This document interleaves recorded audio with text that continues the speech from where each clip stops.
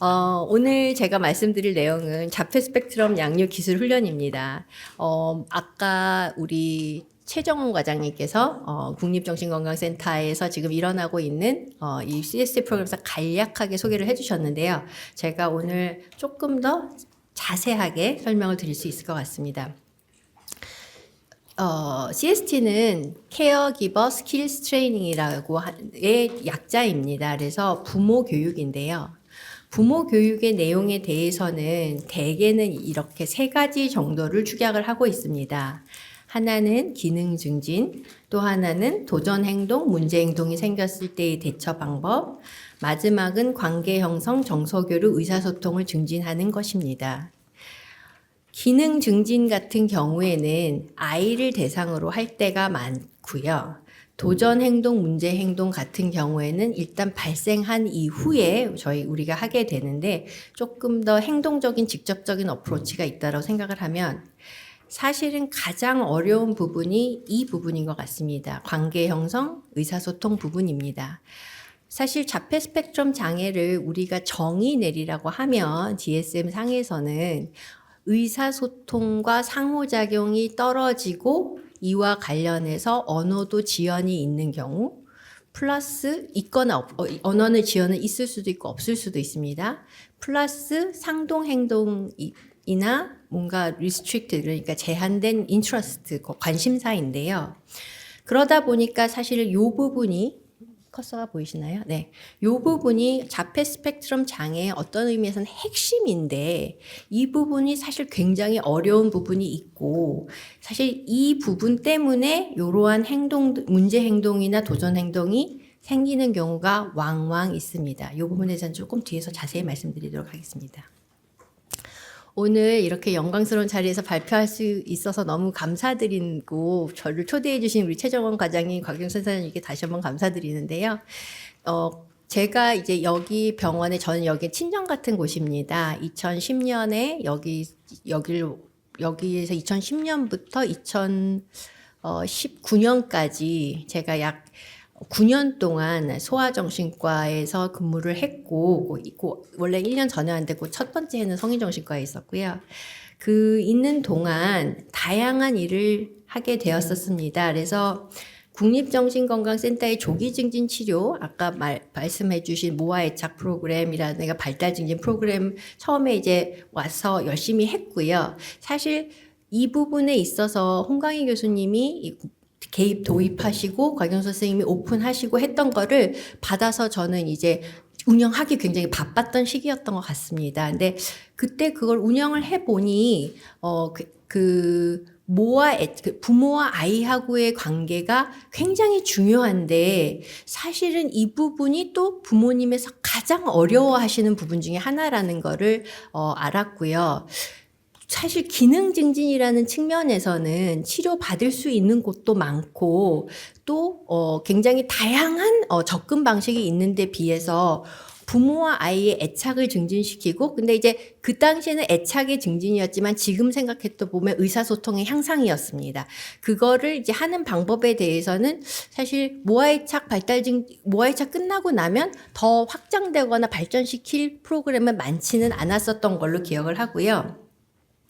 2013년도에 행동발달증진센터 관련된 법률, 김인영 교수님이 방금 전에 설명을 해주셨는데 그 법률이 시행되기 전해에 저희 국립센터에서는 저희가 이제 국립센터에서 그 법률을 시행하기 위한 시범 사업이 있었습니다. 그 시범 사업을 시작을 하기 위해서 이제 여러 곳을 다녔고 그때 이제 시범이 어떠한 치료실에 크라이테리아가 뭔가 필요한 것이 무언가 그래야지 그게 법령에 다 들어가거든요. 뭐 이런 것도 필요하고 저런 것도 필요하고 이제 그거를 알기 위해서 저희 보건복지부 실장님 모시고 이제 제일 잘한다는 뭐 존스홉킨스도 갔다 오고 뭐 이렇게 해서 시설을 보고 그거를 또 저희가 비슷하게 이제 여기다 만들었고요. 그게 지금 이제 행동발달증진센터로 지금 아직도 운영되고 있고 그 당시에 이제 저는 그 당시까지는 문제 행동을 제가 그렇게 열심히 했다고 보긴 어렵고,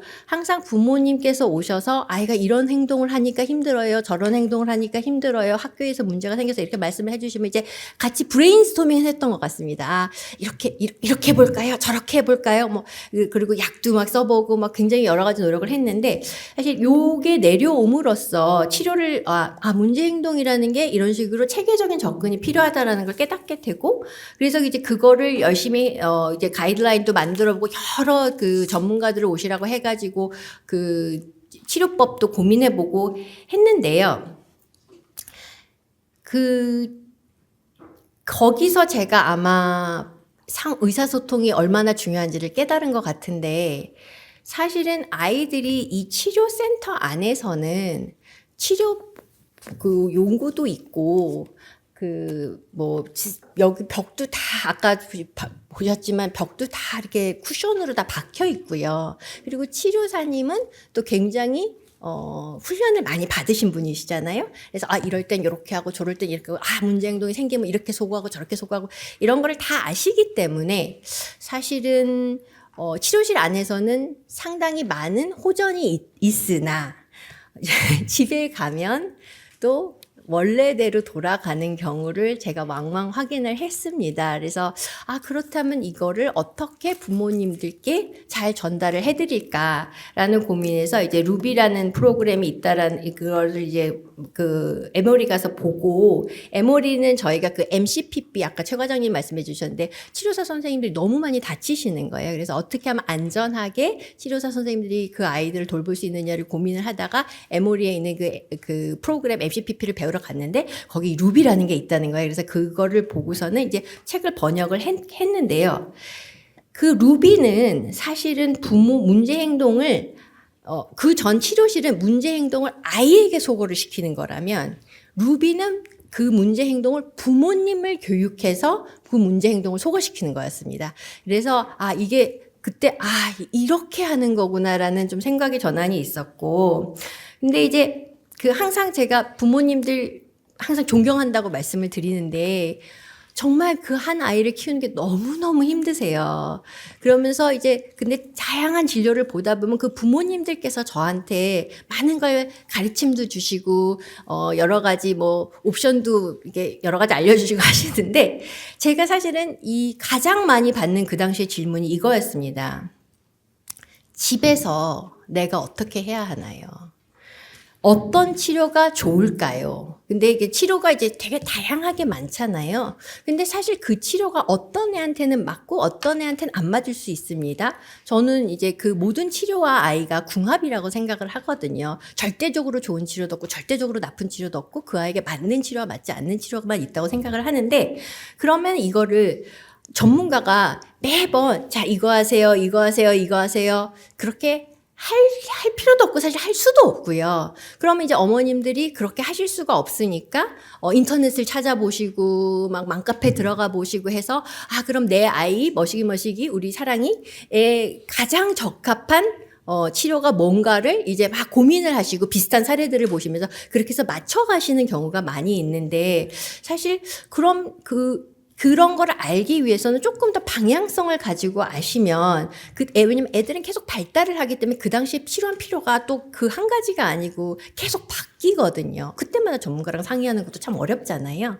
전문가가 그리고 만나기 쉽지도 않고요. 그래서 이제 그런 것들을 어떻게 하면 해결을 할까 하는 생각에서 CST를 고민을 하던 중에 제가 CST를 만나게 됐습니다. 거기 그 자폐인 사랑 협회의 김용지 회장님께서 이제 저희 그 당시 이철 원장님께 말씀을 하셔서 이제 해보겠는 거 어떻게 하겠냐 해서 하게 됐는데, 그 당시 제가 가지고 있었던 많은 궁금증을 이 프로그램이 해결해 주는 것이어서 제가 좀 열심히 하게 됐던 것 같습니다. 그래서 대상은 만 2세에서 9세의 발달장애, 발달지연, 발달의심 아동의 양육자가 이 경우에 참여할 수가 있고요. 이게 사실 양육자입니다.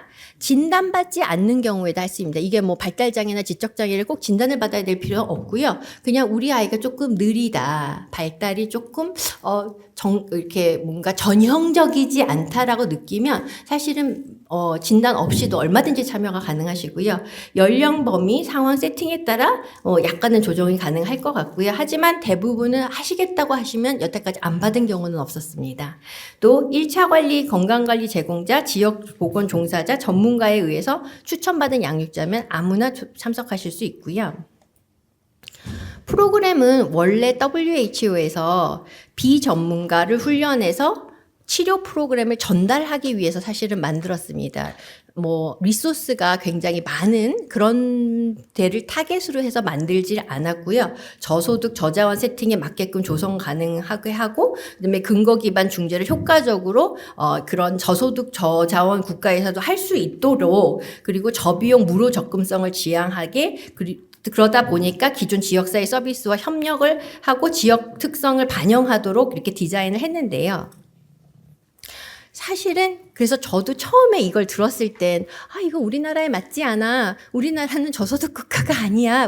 우리나라는 절대 아니거든요. 그래서 지금 굉장히 높은 곳에 있습니다. 그래서 이게 과연 우리가 꼭 필요할까 생각을 했는데 사실 실제 배워보니까 너무 중요하고 이거는 치료 리소스가 많고 적고를 떠나서 굉장히 중요하다는 게 깨달았고 그래서 저만 그렇게 생각한 건 아닌 것 같은 게 지금 보시면 여기 캐나다, 미국 이런 데에서 이게 2017년이니까 이 이후에 이제 지금 프리파일럿 한 데들 전부 다 그 파일럿에서 지금 실시하고 있는 거고 그다음에 그 유럽 이런 데들이 전부 다 하고 있습니다. 이게 개발은 그렇게 됐지만 사실은 굉장히 소득 높은 국가에서도 많이 하고 있고요. 프로그램 구성을 보면 10회기에 그룹 세션이 있고 주 1회에 약 2시간 30분을 하게 되어 있습니다. 근데 이 사이에 코로나가 터져버렸어요. 그래서 코로나 때는 저희가 대면이 불가능했거든요. 그랬을 때 저희가 이거를 전부 다 줌, 온라인 세팅으로 바꿔버렸고 그래서 지금은 온라인 세팅으로 2시간을 하고 있습니다. 그리고 이거의 특성은 그룹 세션을 10회기를 해서 기본적인 개념을 다 알려드리지만 사실은 3회기의 가정 방문을 통해서 1대1로 전 가정에게 그 가정에 맞는 또 1대1 다이렉틱을 하게 되어 있습니다. 그래서 오프라인은 90분이고요. 온라인은 50분씩 하고 있습니다. 그래서 여러 가지 행동접근법들을 여기다 더 들어가 있고 문제행동의 관리와 아동행동의 긍정적 촉진, 문제 해결, 양육자의 웰빙 이런 것들이 프로그램 내용입니다. 그래서 페런탈 트레이닝이랑 페런탈 에듀케이션은 굉장히 달라서요. 페런탈 에듀케이션은 사실은 앞에 영상을 보는 거잖아요. 페런탈 트레이닝을 직접 하는 겁니다. 그래서 우리가 뭐 머릿속으로 볼 때는 사실은 뭐 피아노도 아니면 운전도 이렇게 하는 걸 보면 너 잘할 수 있을 것 같거든요. 골프도 마찬가지지 않습니까? 프로가 하는 거 보고 똑같이 하면 될 것 같습니다. 하지만 실제 내가 해보면 사실 전혀 내 맘대로 되지 않는 거고 페런탈 트레이닝은 그런 의미에서 실제 부모님이 해보시고 그 영상을 저희한테 주시고 저희가 그거에 대해서 1대1로 다 이렇게 팁을 드립니다. 사실 제가 생각하기엔 CST의 가장 강력한 포인트는 이겁니다. 1대1로 부모가 실제 하시는 영상을 저희가 받아서 그거에 부모님에 맞게 1대1로 이 팁을 그때 실시간으로 드린다는 거. 그래서 이제 프로그램의 목표와 성과는 의사소통을 향상하고 상호 참여를 향상시키고 바람직한 행동을 양상시키고 자립행동 기술을 익히기가 아동에게 이게 성과 목표인데요. 사실은 어머님들은 요거 때문에 오시지만 저희가 그걸 하기 위해서 원래 이 프로그램은 이걸 하게 되어 있는 겁니다. 양육자가 양육 자신감을 형성하고 아이와 일상생활을 즐기고 교류하고 공감하면서 양육자 간의 교류를 통해서 양육자 자신의 웰빙을 업그레이드하게 하고 그게 아이에게 전달되도록 하는 게 이 프로그램의 목적입니다. 따라서 가족 기능의 개선 및 향상, 지역사회 인식 개선, 낙인 감소를 기대하고 있습니다. 그래서 프로그램은 10회기가 되는데 이제 이렇게 대충 이렇게 되어 있고요. 보시다시피 가정 방문이 1, 2, 3, 4, 5회기 앞전에 제일 처음에 저희가 먼저 1대1로 모두 가정 방문을 합니다. 그래서 그 각 가정에 아이의 어떤 기능 정도, 부모님의 어떤 지금 상황, 이게 줌으로 또 저희가 하다 보면은 그 컴퓨터나 이런 그런 것까지 다 봐드려야 되거든요. 그래서 지금 영상 이런 거 하실 수 있는지 이런 거 다 봐드리고 어려우시면 저희가 또 카톡방 다 개톡방 열어가지고 어떻게 하시면 되는지에 대한 또 피드백도 드리고요. 아까도 말씀드렸지만 이 프로그램은 양육기술 촉진인데 그냥 양육기술 촉진이 아니라 아이와 의사소통과 상호작용을 증진시키기 위한 양육작용의 촉진입니다. 그래서 이 양육작전을 촉진하고 1, 2, 3, 4, 5를 한 다음에 저희가 가정방문 2를 하는데 그러니까 저희가 이렇게 딜리버리 해야 되는 지식은 다 딜리버리를 하고 그 과정에 계속 숙제를 받고 하는데 그 사이에 딱 그 5회기 끝나면 저희가 제일 중요하다고 생각하는 건 이미 다 딜리버리가 끝났거든요. 그랬을 때에 이제 가정방문을 통해서 실제 어느 정도 이해를 하셨는지 그 이해하신 거를 실제 아이하고의 그런 어떤 영상에 있어서 적용을 시키고 계시는지 어려운 점이 있으시다면 적용은 당연히 잘 하시는 분도 있고 어려우신 분도 있습니다. 그러면은 그 집안의 어떤 부분이 이거를 어렵게 하는지까지 또 다 이렇게 그 상의를 하고요. 사실 이 가정방문 2가 이 치료 프로그램의 꽃입니다. 여기가 잘 넘어가면 뒤에는 이제 어머님들이 전부 이거구나라고 생각을 하시고 그 이후부터는 굉장히 잘 따라오시고 열심히 하시는데 사실 요 두 번째 가정방문까지 가기까지가 조금 어려워서 드롭아웃이 된다 그러면 여기서 드롭아웃이 많이 되는 게 핵심 포인트는 이건 것 같습니다. 그러니까 어머님들 생각에 아니면 아버님들 생각에 요즘 양육자 중에 아버님들도 굉장히 많으십니다. 교육받으시는 분들 중에서 양육자분들 생각에 아이의 기능 증진과 빠른 발달이 그리고 문제 행동의 해결이 그게 너무나 즉각적이고 필요하신 거예요. 그런데 저희가 가르치고 있는 건 그게 아니라 애랑 어떻게 놀아라, 환경을 어떻게 정리하라, 이 뒤에 내용을 조금 자세히 말씀드릴 건데 막 그런 얘기하고 있으니까 그게 너무 즉각적으로 와닿질 않으시고 지금 상황이 너무 힘든데 내가 이걸 왜 배우고 있지 이런 생각이 드실 수도 있을 것 같아요. 그런데 이걸 끝까지 다 배우고 나시면 5회기쯤 돼서 가정방문 일을 하면 문제 행동을 해결하기 위해서는 이 부분이 필요했던 거군요. 기능 증진을 하려면 이게 꼭 반드시 선행됐어야 되는 거군요 하는 게 확실하게 전달이 되면서 굉장히 그 후반부에는 참여도도 좋아지고 합니다. 그래서 저희 이제 이거 TOT고요. 저희가 좀 복잡합니다. 트레이너들이 와서 저희 마스터 트레이너를 트레이닝 시켰고요. 마스터 트레이너는 WH에서만 디벨롭하게 되어 있습니다.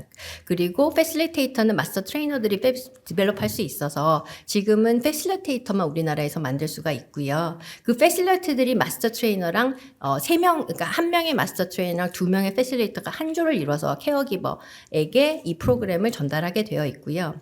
이거는 지나가고 그래서 지금은 5명의 마스터 트레이너가 있습니다. 김희경, 지석연, 김예니, 성인영, 박계신 이렇게 5명이 있고요. 저희가 지금 그 자폐인 사랑협회를 플랫폼으로 열심히 이걸 하고 있고요. CST 프로그램에 관련해서 간단하게 말씀을 드리면 왜냐면 지난번에 제가 이제 소개에 대해서 말씀을 한번 강의를 했는데 그 내용을 조금 전달을 제가 조금 적게 하긴 했어요. 그랬더니 실제 이 프로그램이 어떤 건지 좀 더 자세하게 알았으면 좋겠다는 피드백을 받았는데 이제 문제는 CST는 오픈됐지만 오픈되어 있지 않습니다. 그래서 제가 내용을 자세히 알려드릴 수 없는 부분을 조금 양해의 말씀을 드리고 하지만 그 10획이 어떤 일이 일어나는지는 제가 대략의 흐름을 알려드리도록 하겠습니다. 그래서 이 같은 경우에 놀이와 가정 루틴을 통한 참여를 처음에 이제 저희가 가정 방문을 하고 그 세션 1에는 제일 이제 그것부터 해요. 공간을 좀 정리하자. 아이와 엄마가 집중할 수 있는 공간을 어떻게 정리할 건지에 대한 브레인스토밍을 하고 사실 이 부분은 가정방문 1에서 이미 많이 진행이 됩니다. 가정방문 1을 하는 주요 이유는 그 가정의 환경을 확인하기 위함이고요. 저희가 사실 처음 이거를 배울 때는 그 당시 코로나 전이었기 때문에 줌으로 하고 있지 않았었거든요. 그래서 실제 이걸 가정방문을 다 했습니다. 진짜 1시간 반씩 지하철을 타고 가서 갈매에 있는 어느 집에 가서 1시간 반 동안 가정 방문을 하고 또 1시간 반을 더 나오고 그 다음 집을 가고 이렇게 해서 저희가 트레이닝을 받았거든요. 제가 지금 생각해 보면 임상가로서 제가 가장 중요한 경험 중에 하나였다고 생각을 합니다. 그래서 그 공간 설정을 정말 잘 하기만 해도 많은 것이 해결이 됩니다. 그리고 동기부여가 되는 선택. 그러니까 어떤 놀이를 할 때 대부분 어머님들은 지금 너무 마음이 급하시잖아요. 이것도 가르쳐야 되고 저것도 가르쳐야 되고 뿐만 아니라 우리 아이의 놀이가 남들이 하는 놀이 같지가 않고 그 애가 남이랑 비슷한 놀이를 하고 싶게 하는 그 마음이 너무 크시잖아요. 그러다 보니까 놀이도 대개는 부모님이 원하는 놀이를 선택하고 계시는데 사실은 그렇게 해서는 상호작용은 잘 일어나지 않습니다. 그래서 아이가 동기부여되는 것을 시작을 하고 아이의 선택을 따라서 놀이를 시작하는 거, 또 그거를 이제 아이의 얼굴을 바라보고 해야 되기 때문에 정면에서 시작하는 거, 이런 것들을 잘 말씀을 드리고, 세션 2에서는 이제 참여를 유지하기, 그게 이제 참여를 유도하기입니다. 세션 1이 유도를 하기 위해서는 요거고요. 사실 세션 1만 해도 이것만 정말 잘 하셔도 많은 경우에 아이들과 어머님의 관계가 개선되는 걸 볼 수가 있습니다. 두 번째는 세션을 유지하기 위해서 아이의 놀이를 사실은 잘 관찰해야 되거든요. 그거에 대한 팁들을 드리고, 또 그러면서 이제 그러게 되고 나면 그 다음에 놀이 루틴과 가정 루틴이라는 걸 저희가 만들어요. 그렇게 해서 그 루틴이 계속 반복이 되면서 뭔가 합류를 하면서 엄마가 차례를 잡으면서 이게 아이의 놀이를 깨지 않으면서 그 상호작용에 끼어들기를 하는 거에 대해서 많은 노력을 합니다.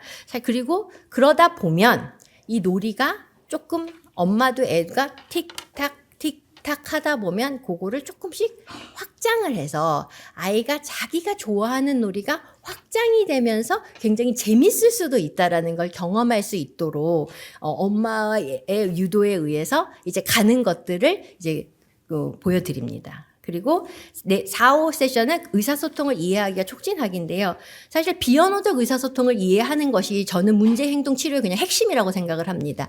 모든 문제행동은 비언어적 의사소통의 일환이라고 생각을 하고요. 사실은 근데 그게 비언어적 의사소통이라는 걸 알기 위해서는 사실 아이 입장에 서봐야 되고 아이가 지금 어떤 위치에 있는지도 알아야 되고, 그러려면 사실은 정말 관찰이 중요하고 그 아이가 좋아하는 놀이를 같이 해보고 이런 것들이 중요하거든요. 사실 그래서 1, 2, 3이 하고 그다음에 4, 5로 의사소통을 알아차리기 위한 방법들을 제시해주고 그거와 문제행동의 연결점을 제시해드리면서 의사소통을 할 수 있도록 기다리고 의사소통 촉진을 위한 방법들을 제시를 합니다. 그리고 대개는 어떤 의사소통을 아이가 하면 이제 그게 방법이 틀리잖아요. 뭐 가자 그래야 되는데 뭐 갈까 그래야 되는데 뭐 가라 뭐 이럴 수도 있고, 사실 그러면은 어머니들이 그래, 우리 뭐 갈까? 뭐 이렇게 얘기를 하시잖아요. 그럼 이제 애들은 나중에는 어떻게 얘기를 하고 있냐면은 그거를 어머님이 물어보시는 거를 자기의 대답으로 활용을 하고 있을 때가 많습니다. 그게 인칭 변화가 쉽지가 않기 때문에. 그래서 그러면 이제 의사소통을 할 때에도 아이가 했었으면 좋았을 말들을 우리가 간략하고 아이의 수준에서. 근데 이게 사실 생각보다 어려운 게 아닌 게요. 제가 미국에 갔더니 나름 영어를 웬만큼 한다고 생각했는데 처음에 그 thank you, 뭐 excuse me 이것도 잘 안 나오더라고요. 그런데 외국 사람들은 아무래도 미국 같은 경우에는 굉장히 외국인들이 많다 보니까 제가 그 말을 할 때까지 기다려주고, 또 내가 그 말을 하면 내가 알아들을 수 있는 수준에서 영어를 굉장히 쉬운 수준으로 내려서 저한테 답을 해주는 걸 보고 이렇게 의사소통을 우리 아이들하고 해야 되는 거구나. 그리고 그게 CST 안에 그대로 녹아 있습니다. 그리고 그래서 이제 가정방문 2를 해서 맞춤 지원을 제공을 하고요. 가정방문 3은 이제 마지막 세션에 하게 되는데요. 마지막 세션은 이제 장기 계획 수립입니다. 이제 앞으로 우리가 이런 걸 배웠으니까 어떻게 이거를 점점 계속 연습을 하겠냐, 열심히 하겠냐, 이런 전략들을 같이 생각해 보는 건데요. 제 생각에는 뭐 제 개인적인 생각이긴 합니다만은 CST에서 제일 중요한 파트는 여기서 이미 다 일어납니다. 그래서 가정방문 이전에 저희가 전달해야 될 걸 다 전달을 했고요. 하지만 사실 부모님들이 처음에 굉장히 관심 있으셨던 부분은 이겁니다. 적응행동 증진하고 문제행동 예방이랑 이런 것들이거든요. 요때부터는 우리가 배운 것들을 계속 확장시키고 연습시키는 이제 숙제를 매번 해야 되는데, 그 과정 중에 이제 저희가 다른 것들을 말씀을 드리는 거고요. 사실은 요 부분은 이 부분에 배운 걸 복습하기 위해서 있는 과정에 조금 더 가깝습니다. 하지만 조금 더 응용이 되기도 하는데 이 응용부터가 조금 어려워요. 그러니까 응용은 어떻게 해야 되면 왜 어렵냐 하면 전달해야 되는 지식이 어려운 게 아니고요. 전달해야 되는 지식이 이 뒤쪽에 가면 이미 많이 아시는 것들이다 보니까 본인들 생각대로 많이 하세요. 예를 들어서 적응 행동 같은 경우에 예를 들어 이빨 닦기라고 칩시다. 이빨 닦기를 그러면 이제 이 세션 6에서는 기술 증진이니까 그러면 이빨 닦기를 어떻게 하면 잘 가르칠 수 있을지를 가르쳐 주실 거라고 생각을 하시는데 사실은 핵심은 그거보다는 이빨 닦기라는 과정은 굉장히 길고 복잡한 과정인데 그거를 잘게 쪼개가지고 얘가 할 수 있는 부분만 하게 해주고 나머지는 좀 도와주면서 아이가 할 수 있는 부분을 한 거에 대해서 엄청나게 칭찬을 해주는 사실은 아이와의 이런 엄마가 매일매일 애 이빨 닦고 세수하고 목욕하고 이런 부분을 아이와 상호작용을 증진시키는 어떤 툴로서 활용할 수 있는 방법을 가르쳐 드리는 겁니다. 근데 이제 그거가 이제 조금 어려운 곳인 것 같아요. 그래서 동기부여가 되는 단계부터 시작을 해서 아이 입장에서 새로운 기술을 바라보면서 상호작용을 확장시키기 위한 기회로서의 기술 가르치기 이런 거를 하고요. 문제행동 같은 경우에는 이제 의사소통 방법으로서 문제행동을 이해를 하고 문제행동의 대처 행동을 가리키고 이런 것들은 이제 그 ABA 그런 문제행동 치료 관련해서는 다 있는 건데요. 사실은 이거를 하기 위해서 여기서 제일 강조점은 앞에 5개의 그 세션에서 의사소통과 상호작용이 잘 일어나면 이 사실 7, 8세션은 필요 없어야 합니다. 물론 그럴 일은 없겠지만 필요가 덜 해야 합니다. 그리고 7세션에서 그래서 사실 7세션과 8세션은 문제행동을 진입했을 때 우리가 그걸 소구하기 위해서 어떻게 해야 되느냐라면 7세션은 그 문제행동이 그럼 일단 진입하면 너무 힘드니까 어떻게 하면 예방하겠느냐를 한 세션 내내 가리키는데 사실 저는 이 7세션이 8세션보다 훨씬 더 중요하다고 생각을 합니다. 그리고 7세션보다는 그 앞 세션들이 훨씬 더 중요하다고 생각을 합니다. 이런 식으로 문제 행동이 사실은 어려우셔서 오시는 경우가 상당히 많은데 이걸 다 하시고 나시면 핵심이 거기보다 조금 더 앞쪽에 있을 수도 있다라는 게 전달이 잘 되면 굉장히 마지막 세션이 9세션이 이제 그런데 자기 웰빙 그러니까 아이가 잘 크려면 엄마가 이 산소 마스크도 떨어지면 애 치우기 전에 먼저 엄마부터 써야지 애를 돌보잖아요. 이렇게 되면 나를 잘 돌보는 게 굉장히 중요하고 그게 다 내려 앉아서 우리 아이가 잘 되는 것이다라는 걸로 클로징이 하게 되고 사실 9세션의 마지막 가정 방문을 하면 대부분 굉장히 많이 우십니다. 그래서 이렇게 굉장히 좀 힘들지만 그리고 고비도 있어요. 하지만 끝까지 하신 경우에는 사실은 만족도는 상당히 있으시고 세션이 양이 많고 내용도 많다 보니 한 번에 이걸 다 가져가시는 부모님은 없으시고 또 내지는 가져가시는 양도 부모님마다 다 다르신 것 같아요. 왜냐하면 시작점이 다르기 때문에 세션 10번 했어도 내가 갈 수 있는 곳은 다 다를 수밖에 없고 그럼 마스터 트레이너의 사실 핵심 그 역할은 뒤에서 패실리테이터들이 이걸 전달하는 걸 보면서 각 부모님들이 어디까지 가실 수 있는지 그리고 요만큼을 가셨어도 그럼 우리가 그거를 굉장히 칭찬해 드리는 거 이런 것들이 마스터 트레이너의 역할입니다. 그리고 만약에 굉장히 테크니컬리 어려운 점에 도달을 했다 그러면은 이제 사실 그거를 조금 FC랑 잘 상의를 해가지고 그 고비를 넘길 수 있도록 저희가 도와드리는 거 이런 것들이 저희의 역할이고요. 이거는 가장 최근 이런 비슷한 연구들은 꽤 많이 나왔는데 이 가장 제가 찾은 것 중에 최근이라서 이거는 무슨 내용이냐면 결국은 그래서 부모님이 CST를 하고 났을 때 그리고 그 한참 뒤에 애하고의 상호작용을 봤을 때 전체로 봤을 때는 CST가 그렇게 효과가 크지 않게 나왔는데요. 양육 기술은 좋아졌지만 아이의 상호작용 자체는 사실은 그거를 이제 부모님이 상호작용에 대해서 얼마나 이해했느냐 그래서 부모님이 양육 스킬이 얼마나 좋아졌는지를 가지고 아이의 상호작용을 측정했을 때는 확실히 많이 가신 분이 나중에 측정해보면 아이의 상호작용과 의사소통도 좋아졌더라라는 RCT입니다. 랜덤마이즈 컨트롤 스타일입니다. 그래서 굉장히 효과가 있는 것으로 네, 근거도 많이 있습니다. 네, 그래서 경청해 주셔서 감사합니다.